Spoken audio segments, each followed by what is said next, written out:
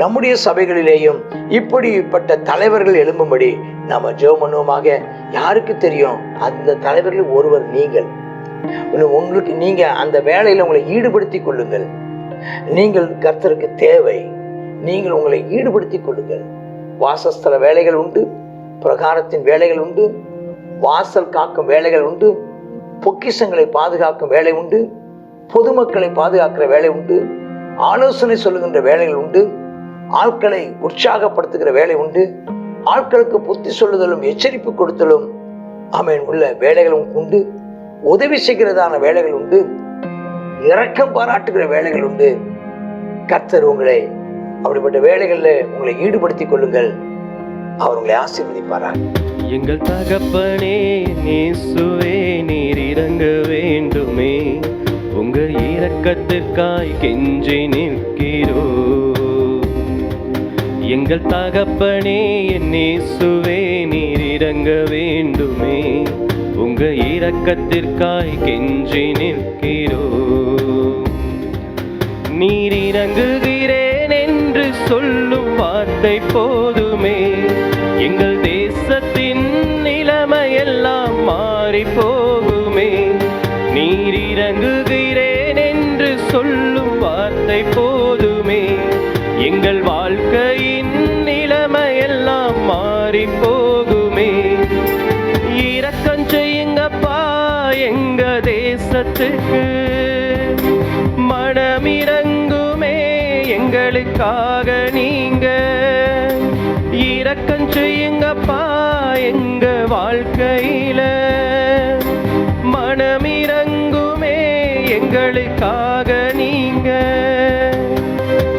மாறி மாறி துன்பங்கள் வாட்டி வதைக்குது, நீர் மனதுருகி இறங்க வேண்டுமே. சூழ்நிலைகள் பிரதிகூலமாய் மாறி போகுது, நீர் மனதுருகி இறங்க வேண்டுமே. மாறி மாறி துன்பங்கள் வாட்டி வதைக்குது, நீர் மனதுருகி இறங்க வேண்டுமே. சூழ்நிலைகள் பிரதிகூலமாய் மாறி போகுது, நீர் மனதுருகி இறங்க வேண்டுமே. காலத்தையும் சமயத்தையும் மாற்ற வல்ல தேவனே, நீர் மனதுருகி இறங்க வேண்டுமே. காலத்தையும் சமயத்தையும் மாற்ற வல்ல தேவனே, நீர் எங்களுக்காய் இறங்க வேண்டுமே. இரக்கம் செய்யுங்கப்பா எங்க தேசத்துல, மனமிரங்குமே எங்களுக்காக நீங்க. இரக்கம் செய்யுங்கப்பா எங்க வாழ்க்கையில, மனமிரங்குமே எங்களுக்காக நீங்க.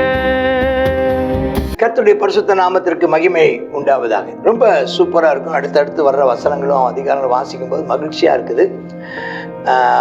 ஒவ்வொன்றா முறைப்படுத்தி கொண்டே வர்றார். ஒவ்வொன்றா முதலாவது சிவில் கவர்மெண்ட்டு, அதாவது அரசாங்கத்துக்கு அடுத்த காரியங்களில் செய்தார். அங்கே இருக்கிறதான பராக்கிரமசாலிகளை பார்த்தாரு. அவங்களுக்கு ஒவ்வொன்றுக்கும் ஒவ்வொரு வேலைக்கும் ஒவ்வொரு துறைக்கும் அமைச்சர்கள் அதெல்லாம் வந்துருச்சு. அதுக்கப்புறம் ஆலய பிரகாரமான காரியங்களுக்கு கொஞ்சம் அதிகமான நேரம் ஒவ்வொரு அதிகாரங்களும் இது கொடுக்கப்பட்டிருக்கிறது. ஆசாரியில் முறைப்படுத்தின வேலைகள், அவர்களுடைய பராமரிப்பு, அவருடைய விசாரணை, அவருடைய கண்காணிப்பு, அவளை குறித்து அவருடைய வேலைகள் 24 பிரிவுகளை பிரித்து அவர்கள் முறைப்படியாக வந்து போகிறதல். அடுத்ததாக லேவியர்களுடைய வேலை, அவர்கள் ஒரு 24 குரூப்பு. அதுக்கப்புறம் அதே மாதிரி 24 குரூப்பு பாடகர்கள் அது செய்தாங்க. இப்போ அடுத்து என்ன செய்கிறாங்கன்னா, வாசல் காக்க அங்கங்கே காவலாளிகளாக இருக்கிறவங்க. காவலாளினா நீங்கள் வாட்ச்மேன்ங்கிறது ஒரு வார்த்தை. வாட்ச்மேன் மட்டும் இல்லை, அவங்க விசாரிப்புக்காரர்களாக இருந்தாங்க. விசாரிப்புக்காரர்கள் மட்டும் இல்லை, கண்காணிப்பாளர்களாக இருந்தாங்க. கண்காணிப்பாளர் அப்படிங்கிற வார்த்தை சூப்பரண்டிங், விசாரணை பார்க்குறவங்க. Supervisor, overseer. சூப்பர்வைசருங்கிறது சின்ன அளவில், ஓவர்சீங்கிறது பெரிய அளவில். அப்போ அவங்க ஓவர்சீராக இருந்தாங்க. காப்பாளர் அப்படிங்கிற சின்ன வார்த்தை, கண்காணிப்பாளர் அவர் பெரிய வார்த்தை. இப்போ அவங்க எல்லாம் காவல் காக்கிறவங்களா இருக்காங்க. அப்போ லேவியர்களுடையதான மிக முக்கியமான பணி, ஒரு ராஜாவாக இருக்கட்டும், ஒரு லேவியராக இருக்கட்டும், நம்முடைய மிக முக்கியமான பணிகளில் ஒன்று பாதுகாக்கும் வேலை. அதுதான் ஆதாம் செய்ய தவறிட்டான். பாதுகாக்கும் வேலை. நீங்களும் நானும் பாதுகாக்கிற பாதுகாவலர்களாக கர்த்தர் வச்சிருக்கார். நம்மளை தான் அந்த சட்டதிட்டங்களுக்கு பாதுகாவலரும் நாம தான், பிள்ளைகளுக்கு பாதுகாவலரும் நாம தான், கலாச்சாரத்துக்கு நாம தான் பாதுகாவலர்கள். கலாச்சாரம் கெட்டு போயிடக்கூடாது. அதனால தான் சில ட்ரெஸ் விஷயத்தில் மற்ற அதெல்லாம் நம்ம காக்க வேண்டியவங்க. அதனால் அந்த தலைமுறையாக போவதற்கு அது காப்பாளர்கள். அதில் டீவியேஷன்ஸ் எல்லாம் அனுமதிக்காமல் இருக்கிறவங்க காப்பாளர்களாக இருக்கிறாங்க. Guardian, they are the guardians. அவன் காப்பாளர். விடுதி காப்பாளர் பாரு, அவர் சாதாரண வாட்ச்மேன் கிடையாது, அவனா காப்பாளர். அவருமே ஒரு காவல் செய்கிறவர் தான். அப்போ ஒரு குரூப் ஆட்கள் அப்படியே போட்டு வராங்க. அதுவும் யாரை போடுறாங்க? கோராகியர் சந்ததியான ஆசாபின் புத்தரில். அதுமாதிரி லேவி கோத்திரத்துக்கு தான் அந்த அந்த கேட் கீப்பர்ஸ் எல்லாம். எங்கே இது வந்து ஆலயத்தை சுற்றி, இது வந்து பட்டணத்தை சுற்றி அது இராணுவம், இது வாசஸ்தலத்தை சுற்றி லேவியர்கள், ஆசாரிலும் லேவியர்களும். இப்போ இவங்க என்ன செய்கிறாங்க? அவங்க எல்லாரையும் பார்க்குறாங்க. அதில் வந்து 8ஆம் வசனத்தில் ஓபேத் ஏதோமும் ஒரு முக்கியமான இடம் கொடுக்குறோம். அதில் ஒரு வார்த்தை பார்த்தீங்கன்னா எனக்கு பிடிச்சிருந்தான ஒரு வார்த்தை, பலத்த பராக்கிரமசாலிகளான 62 பேர். லேவி கோத்திரம் அப்படின்னா அவங்க ஆலயத்துக்கு அடுத்த வேலையை செய்கிறவங்கெல்லாம் சாதாரண நோஞ்சான்கள் அல்ல, பலவீனர்கள் அல்ல. அவங்க பராக்கிரமசாலின்னு வார்த்தை சொல்லியிருந்திருக்கலாம். பராக்கிரமசாலின்னு சொல்லாமல் கூடுதலான பலத்த பராக்கிரமசாலி. அவங்க என்ன அப்படி செஞ்சிருவாங்க? விருத்த சேதனம் இல்லாதவனை உள்ள விட மாட்டாங்க. ஒன்று. ரெண்டாவது, தீட்டுள்ளவனை என்ன செய்ய மாட்டாங்க? தீட்டுள்ளவனையும் அசுத்தனையும் குஷ்டரோகியும் அப்படி அவனை என்ன செய்ய மாட்டாங்க? அந்த பிரமாணத்தினால தடை பண்ணப்பட்ட யாரும் அந்த ஆலய அந்த வளாகம் அந்த எல்லைக்குள்ள விடாதபடி அவங்க இருப்பாங்க. விருத்த சேதனம் எல்லாம் வரக்கூடாது, அசுத்தன் வரக்கூடாது. அதில் அவங்க அதே மாதிரி எதிரிகளும் என்ன செஞ்சிடக்கூடாது? எதிரிகள் இது வந்து அந்த திருடர்களோ அல்லது அதை சேதப்படுத்துகிற தீங்கி விளைவிப்பவர்களோ சமூக விரோதிகள் வராதபடி 3 காரியங்கள். விருத்த சேதனம் இல்லாத வரக்கூடாது, அந்நியன் வரக்கூடாது. அது மாதிரி ரட்சிக்கப்பட்டு அவன் யோதனாக இருந்தாலும் அசுத்தனும் தீட்டுள்ளவனும் பிரமியம் உள்ளவனும் இந்த மாதிரி குரூப்பெல்லாம் அவங்க அதுக்கான வழிமுறைகளை செய்து அதுக்கான சமாதானப்படி செலுத்தி சுத்திகரிப்பின்படி சுத்திகரிக்கப்பட்டு தான் உள்ளே வரணும். அதில் அவங்க கவனமாக இருப்பாங்க. 3வது, எதிரிகளோ சத்துருக்களோ உள்ளே வந்து விடாதபடி காவல் காப்பாங்க. அப்போ அதே மாதிரி மெராரி குரூப்பில் ஓசா, கோராகு, அப்புறம் மெராரி குரூப்பில் பார்க்குறாங்க. அப்போ 12ஆம் வசனம் பாருங்கள், காவல்காரரான தலைவரின் கீழ் அதுக்கு ஒரு தலைவர் இருக்கிறார். தங்கள் சகோதரருக்கு ஒத்த முறையாய் அவங்களுக்கு அதுக்கும் ஒரு முறையை வகுத்துட்டார். அந்த முறையாய் கர்த்தருடைய ஆலயத்தில் வாசல் காக்கிறவர்களாய் சேவிக்க இவர்கள்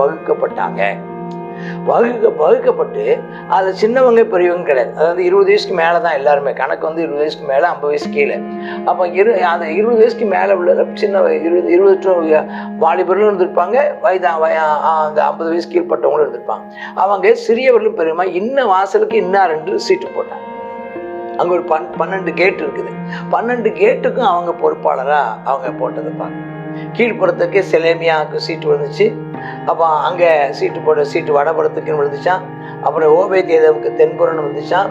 ஏற்கனவே அவங்களும் இந்த 24 அந்த பிரிவு வகுப்புகளுக்குள்ளவங்களா இருக்காங்க. அப்போ 6 பேர் வடக்க பகலில் 4 பேராம், தெற்க பகலில் 4 பேராம், அப்புறம் அசூப்பியும் வீட்டில் 2 பேராம், வெளி வாசலில் புறமான வாசல் அண்டையில் மேற்க இருக்கிற உயர்ந்த வாசலுக்கு 4 பேராம், வெளியில் 2 பேராம் அப்படின்னு சொல்லி வச்சுட்டாங்க. அப்போ கோராகும் புத்தருக்குள்ளையும் மெராரி புத்தருக்குள்ளையும் வாசல் காக்கக்கூடிய குரூப்பு இதான். இப்போ கோகாத்தியருக்கு குரூப் எல்லாம் எங்கே இருக்கிறாங்க? வாசஸ்தலத்தை ஒட்டி உள்ள இடங்கள்ல அவங்க இருக்கிறாங்க அப்படின்னு பாருங்க. இந்த ஒழுங்குகள் எல்லாம் இப்போ நம்ம உனக்கு இந்த வேலை, எனக்கு இந்த வேலை, உனக்கு முக்கியமான கேட்டில் போட்டாங்க, எனக்கு முக்கியமான கேட்டில் போட்டாங்க, என்னை வந்து மேற்கு வாசலில் போட்டாங்க, மேற்கு வாசல் யாருமே வரமாட்டாங்க, மேற்கு வாசலில் கொண்டு போட்டாங்க, என்னை பழி வாங்குறதுக்காக மேற்கு வாசல் போட்டாங்க, இல்லை என்னை கொண்டு தெற்கு வாசலில் போட்டாங்க, வடக்கு வாசல் வழியாக தான் ஆட்கள்லாம் வராங்க, ஸ்தோத்திரம். கிழக்கு வாசலும் ஆமாம், கிழக்கு வாசலும் வடக்கு வாசல் தான் ரொம்ப நல்ல வாசலாக இருக்குது, எங்களை கொண்டு இங்கே போட்டாங்க. இப்படி யாரும் ஒன்றும் சொல்கிறது இல்லை. அது தேவனுடைய வேலை. சிறிதோ பெரிதோ, சிறியவங்களோ பெரியவங்களோ, ஆமாம், அந்த வேலையை அவங்க செய்து தேவனை மகிமைப்படுத்தினாங்க, காவல் காத்தாங்க. அப்ப நாம காவல் காக்கிற வேலையை விட்டுப்புட்டு நாம குறை சொல்ற வேலையை கையில் எடுத்தோம்னா தேவனுடைய ராஜ்யம் பலவீனப்பட்டுடும். எச்சரிக்கையா இருப்போமா.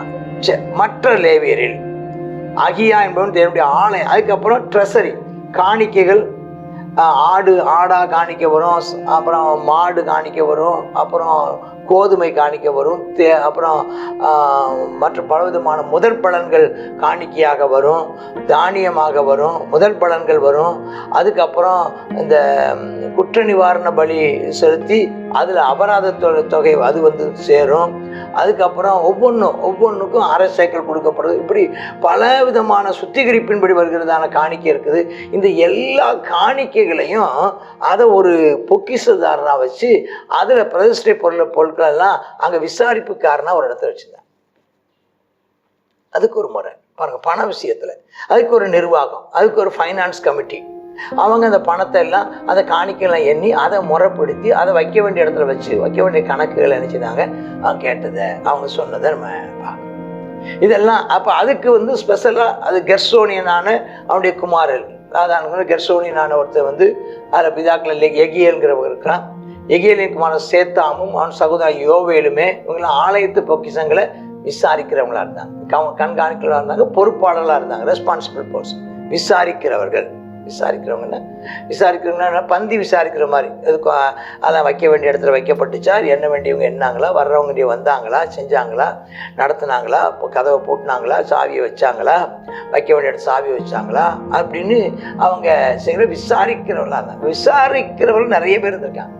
மோசேன் குமார் நாயக் கெர்சோமின் சந்ததியில் செபுவேல் அப்படின்னு ஒருத்தனும் பொக்கிஷ பிரதானியா அவனை ஒரு மரியாதை கொடுத்து அவனை பொக்கிஷ பிரதானியா வச்சிருந்திருக்காங்க. எலியேசர் மூலமா அவனுக்கு இருந்த சகோதரர் எலியேசர், அதாவது அங்க வந்தவங்க குமார் ரெகபியாம் அப்படின்னு அவங்களும் இதுல சில குரூப்பு. இது இந்த 24 பேர்ல போகாம இதுல நேரடியா வந்த அவங்கெல்லாம் 26ஆம் வசனம், ராஜாவாகி தாவீதும் 1000 பேருக்கு அதிபதிகளும் 100 பேருக்கு அதிகமான பிதாக்களின் தலைவரும் சேனாதிபதிகளும் யுத்தத்தில் அகப்பட்ட கொள்ளையில் எடுத்து கர்த்தருடைய ஆலயத்தை பரிபாலிக்கும்படி பரிசுத்தம் என்று நேர்ந்து கொண்ட பொருட்களின் பொக்கிஷங்கள் எல்லாம் அது செலோமித்தும் அவனுடைய சகோதரன். அப்போ எப்படி பில்டிங் ஃபண்டை இவங்க நிர்வாகம் பண்ணுவாங்க, காணிக்கைகளை இவங்க நிர்வாகம் பண்ணுவாங்க. அதுக்கப்புறம் வெளியே இருந்து வர்றதான இந்த மாடு ஆடு இந்த காணிக்கைகள் தானிய காணிக்கைகள் ஒருத்தர், ஆடு மாடு காணிக்கைகள் ஒருத்தர். இப்போ காணிக்கைகளையே முறைப்படுத்தப்பட்டு அதுக்கு ஒரு குரூப் வச்சு அவங்கவுங்க நீட்டு இருந்துட்டாங்க. எப்படி பாருங்க, காணிக்கையா வந்தது அபராத காணிக்கை, அதுக்கு அந்த பொக்கிஷதாரன்னு ஒன்று வச்சு அதுக்கு ஒரு தலைவரை வச்சு அது கீழே வித்தியாசமான வரவுகளுக்கும் ஒவ்வொரு வரவுகளுக்கும் பொக்கிஷங்களுக்கு தனித்தனி பொக்கிஷ சாலை கட்டி வச்சாங்க 28. அப்போ அதில் சாமுவேலு சவுலு இவங்கெல்லாம் சேர்த்து வச்சுதானே அந்த பணத்துக்கு ஆமாம் செலோமித்தின் கையின் கீழே சகோதரர் கையில் இருந்துச்சா. அது மாதிரி ஒவ்வொருத்தரும் விசாரிப்புக்காரர் வேற, மணியக்காரர் வேற. மணியக்காரருங்கிறது வந்து இன்னைக்கு அந்த மணியக்காரங்க வார்த்தை சொல்றாங்க. அவரும் என்ன செய்யறாரு, அவரும் அந்த கணக்கு பிள்ளை, கணக்கு வைக்கிறவர். இப்படி ராஜாவின் வேலைக்கென்றும் பிரித்து வைக்கப்பட்டதை நம்ம பார்க்கிறோம். 31ஆம் வசனம், எப்ரோனியரில் ஏரியாவும் அவன் பிதாக்களின் வம்சங்களான எப்ரோனியரில் தலைமையானவன். அவன் யாரு, ஏரியா. தாவீது அரசாண்ட 40ஆம் வருஷத்திலே அவள் தேடப்பட்ட போது அவர்களுக்குள்ளே கீலேயா தேசத்து ஏசேரிலே பராக்கிரம வீரர்கள் காணப்பட்டாங்க. அப்போ இவங்கெல்லாம் வீரர்கள். இது வந்து எல்லாமே, அதாவது இன்றைக்கும் இஸ்ரேல் தேசத்தில் சொல்றாங்க பாருங்க, எல்லாருமே வீரர்கள். சின்ன பிள்ளைகளுக்கு அந்த இராணுவ பயிற்சி கொடுத்துருவாங்களாம். எல்லாருமே வீரர்களாக இருந்திருக்காங்க, இருந்திருக்காங்கன்னு பார்க்கணும். எல்லாமே பலவான்கள், எல்லாருமே யுத்த தந்திரங்கள் கற்றுக்கொண்டவங்க, எல்லாமே யுத்தத்துக்கு ஆயத்தமாக்கப்பட்டவங்க. அப்ப இது நம்ம கற்றுக்கொள்ள வேண்டிய மிக முக்கியமான ஒன்றாக இருக்கிறது. அதுக்கப்புறம் 32ஆம் வசனம், பலசாலிகளாய் அவனுடைய சகோதரர் 2700 பேர் பிரதான தலைவராக இருந்தாங்களாம். அவளை தாவீது ராஜா தேவனுக்கு அடுத்த சகல காரியத்திற்காகவும் ராஜாவின் காரியத்துக்காகவும் ரூபனியர் மேலும் காத்தியர் மேலும் மனாசே பாதி கோத்திரத்து மேலும் இந்த ஆட்கள் 2700 பேரை பிரதானிகளாக வச்சு, அப்போ லீடர்ஸ் தான், ஸ்ட்ராங் லீடர்ஸ். எந்த சபையில் எந்த தேசத்தில் அவன் நல்ல ஸ்ட்ராங்காக, நல்ல படித்த, நல்ல திறம் பெற்ற, நல்ல வலுவான, நல்ல தெளிந்த புத்தி உள்ள, நல்ல ஞானமும் நல்ல தெய்வ பக்தியும் தெய்வ பயமும் உள்ள ஆட்கள் தலைவர்களாக நியமிக்கப்படும்போது பலசாலிகள், அதாச்சும் கோழைகள் அல்ல, ஒரு நல்ல ஒரு திடகாத்திரமான, அதே சமயம் தைரியமான, அதே சமயம் பலவான்களாயிருக்க வீரர்கள் ஆங்காங்கே காவல்ல வைக்கப்பட்டு, விசாரணைக்காரராக வைக்கப்பட்டு, மணியக்காரராக வைக்கப்பட்டு, அவங்கவுங்க ஏரியாவில் வைக்கப்படும் போது அது நிலைத்து இருக்கும், அது பிழைத்து இருக்கும், அது தலைமுறை தாண்டி முறையாக செல்லும் என்பதை கர்த்தருடைய நாமத்திற்கு மகிமை உண்டாவதாக. ஒரு மிகுந்த ஆசீர்வாதமான இந்த வார்த்தைகளுக்காக கர்த்தருக்கு ஸ்தோத்திரம். நம்முடைய சபைகளிலேயும் இப்படிப்பட்ட தலைவர்கள் எழும்பும்படி நம்ம ஜெபம் பண்ணுவோமாக. யாருக்கு தெரியும், அந்த தலைவர்கள் ஒருவர் நீங்கள். நீங்க அந்த வேலையில உங்களை ஈடுபடுத்திக் கொள்ளுங்கள். நீங்கள் கர்த்தருக்கு தேவை. நீங்கள் உங்களை ஈடுபடுத்திக் கொள்ளுங்கள். வாசஸ்தல வேலைகள் உண்டு, பிரகாரத்தின் வேலைகள் உண்டு, வாசல் காக்கும் வேலைகள் உண்டு, பொக்கிஷங்களை பாதுகாக்கும் வேலை உண்டு, பொதுமக்களை பாதுகாக்கிற வேலை உண்டு, ஆலோசனை சொல்லுகின்ற வேலைகள் உண்டு, ஆட்களை உற்சாகப்படுத்துகிற வேலை உண்டு, ஆட்களுக்கு புத்தி சொல்லுதலும் எச்சரிப்பு கொடுத்தலும் உள்ள வேலைகளும் உண்டு, உதவி செய்கிறதான வேலைகள் உண்டு, இரக்கம் பாராட்டுகிற வேலைகள் உண்டு. கர்த்தர் உங்களை அப்படிப்பட்ட வேலைகளில் உங்களை ஈடுபடுத்திக் கொள்ளுங்கள். அவர் உங்களை ஆசீர்வதிப்பாராக. ஆமேன், ஆமேன். God bless you. 1 நாளாகவும் 26வது அதிகாரத்துல இது என்னன்னா, அந்த தேவனுடைய ஆலயத்தை பாதுகாக்கிறதான ஒரு குரூப்பை குறித்து நம்ம இதுல பார்க்குறோம். அதுவுமே என்னன்னா லேவி குரூப்ல தான். அவங்க என்ன செய்தாங்களா, ஆலய வாசலை பாதுகாத்திருக்கிறாங்க. அடுத்ததாக ஆலயத்துல இதுல என்னன்னா, வடக்கே ஒரு வாசல், தெற்கே, கிழக்கே, மேற்கே அப்படின்னு சொல்லி என்ன செய்திருக்காங்க. அதில் பிரித்து ஷிஃப்ட் மெத்தடில் பார்த்துருக்குறாங்க. காலையில் ஒரு குரூப்பு, மத்தியானத்தில் மாலையில் ஒரு குரூப்புமாக அவங்க என்ன செய்திருக்கிறாங்க, பகலில் இரவுலன்னு சொல்லி அந்த குரூப்பை நம்ம பார்க்குறோம். அது மாத்திரம் இல்லை, ஆலயத்தில் உள்ள பொக்கிஷங்களை பாதுகாக்கிறதான ஒரு குரூப் இருந்திருக்கிறாங்க. அடுத்ததாக அதாவது ஆலய பொக்கிஷம், அடுத்ததாக கர்த்தருக்குன்னு சொல்லி நேர்ந்து கொண்டதான பரிசுத்தம் என்று சொல்லி நேர்ந்து கொண்ட அந்த பொக்கிஷங்களை பாதுகாக்கிறதுக்குன்னு ஒரு குரூப் இருந்திருக்கிறாங்க. தாவீதுடைய ராஜா காலத்தில் என்ன செய்திருக்காங்க, தேடி கண்டுபிடிக்கப்பட்டு அவர்கள் எல்லாரையும் ஒவ்வொரு வேலையில், லேவியரை ஒருத்தரையும் விடலை, எல்லாருக்கும் ஒவ்வொரு வேலையை கொடுத்து அவன் தாவீது ராஜா அவ்வளவாக கனப்படுத்தி வைத்திருக்கிறத நம்ம இந்த அதிகாரத்தில் பார்க்க முடியுது. நம்ம எல்லாருக்கும் ஒரு வேலை இருக்குது தேவனுடைய ஆலயத்தில். யாருமே சும்மா வந்துட்டு போகிறவங்க இல்லை, சும்மா வந்துட்டு போகக்கூடாது. ஒவ்வொருவரும் ஒரு பொறுப்பு. இந்த பொறுப்பை நம்ம நேர்த்தியாய் செய்ய கர்த்தர் நமக்கு உதவி செய்வாங்க. ஜெபிப்போமா. அப்பா, உமக்கு நன்றி செலுத்துகிறோம்.